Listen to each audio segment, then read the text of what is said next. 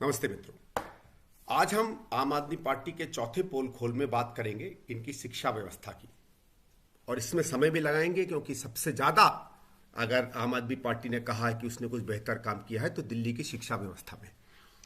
और दिल्ली की शिक्षा व्यवस्था दो चीज़ों पर जो मेरा विश्लेषण रहा, एक ये पूरी की पूरी ठेकेदारी प्रथा पर आधारित हुई, जिसमें आम आदमी पार्टी को और उसके लोगों को किसी न किसी तरह इसमें धन की भागीदारी मिल जाए, एक भ्रष्टाचार का बड़ा मॉडल।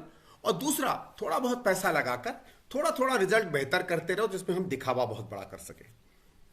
तो पहले हम आते हैं मूलभूत सेवाओं पर।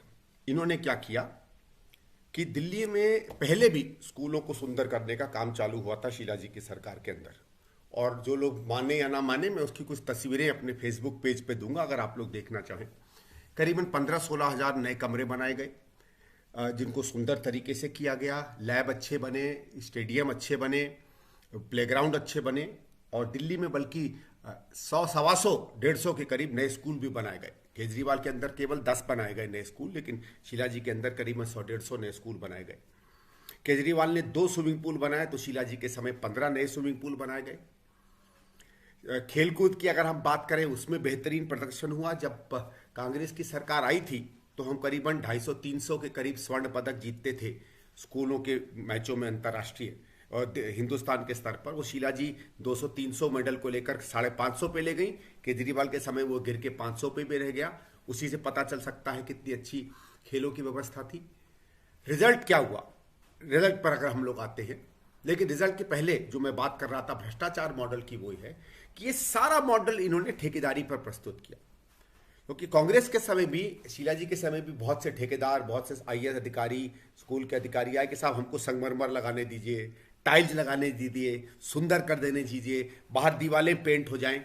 लेकिन मैडम ने कहा नहीं, ये पैसा हम और चीज़ों में खर्च करेंगे और हमारे पास फिजूल खर्ची का पैसा नहीं है। क्योंकि दिल्ली में और बहुत सी चीज़ें बननी है, फ्लाईओवर बनने हैं, सड़कें बननी है, बिजली व्यवस्था ठीक होनी है, पानी आना, आदि आदि आदि। वो सब आप जानते हैं, उसको दोबारा से दोहराने की कोई ज़रूरत नहीं है।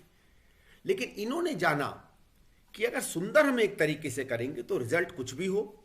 आजकल तो मेकअप का जमाना है, लोग मेकअप देखेंगे। और दूसरा, इसमें सबसे आसान है पैसा निकालना। सबसे ज्यादा भ्रष्टाचार इस तरीके की ठेकेदारी में होता है। इसलिए मैं तो कहूंगा सबके सामने कि कुछ नहीं, ये ठेकेदारी और भ्रष्टाचार का मॉडल था। बट आप कुछ खास नहीं हुआ। और उसका रिजल्ट भी मैं आपको बताता हूं, रिजल्ट में कैसे दिक्कत आई। एक रिजल्ट जिसका केजरीवाल कभी बात नहीं करते हैं, वो 10वीं क्लास की। कांग्रेस की सरकार जब आई थी 1998-99 में, तो केवल 34% बच्चे दिल्ली सरकार के स्कूलों में 10वीं में पास होते थे।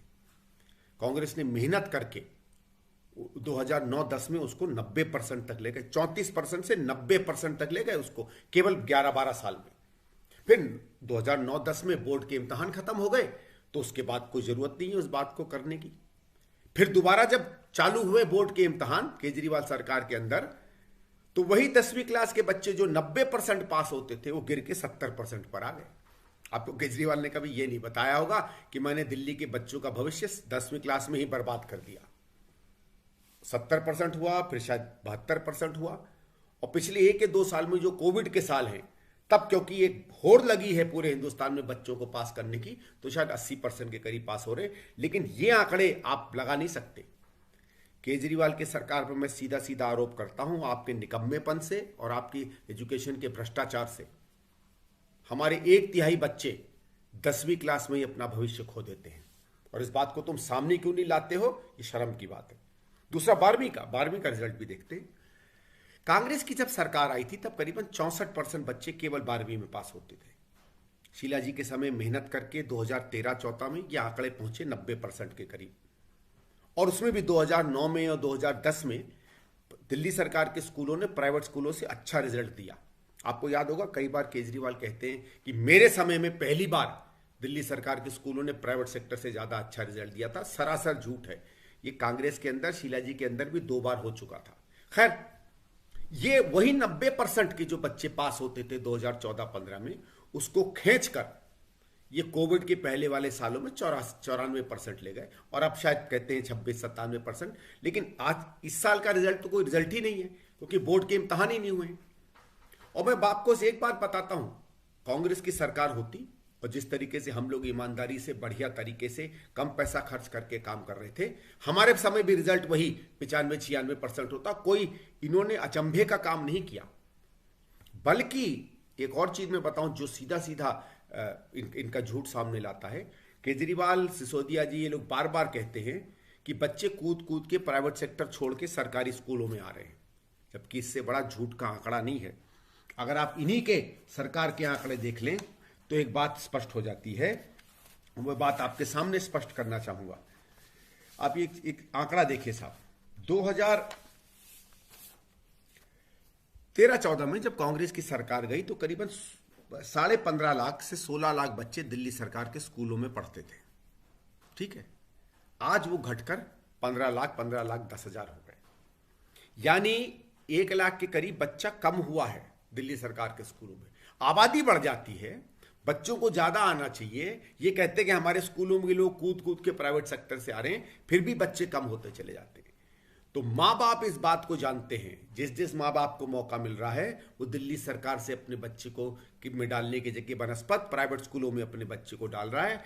केजरीवाल के अपने बयान या उसके दिल्ली सरकार के इश्तहार कुछ भी कह लें, सत्य तो यह है कि आज दिल्ली सरकार के स्कूलों को अब दिल्ली के सरकार के माँ बाप नहीं पसंद करते हैं। जिनकी मजबूरी है स्कूलों में भेजना, उनको छोड़ दीजिए। फिर हम एक बात आते हैं, यहाँ का प्रबंधन और व्यवस्था कैसी है। मैंने आपको बता दिया कि शिक्षा में जो कांग्रेस सरकार ने किया था उससे ज्यादा बेहतर नहीं कर पाए। खेल कूदों में जो कांग्रेस सरकार ने किया था उससे तो बल्कि नीचे गिर कर आए हैं।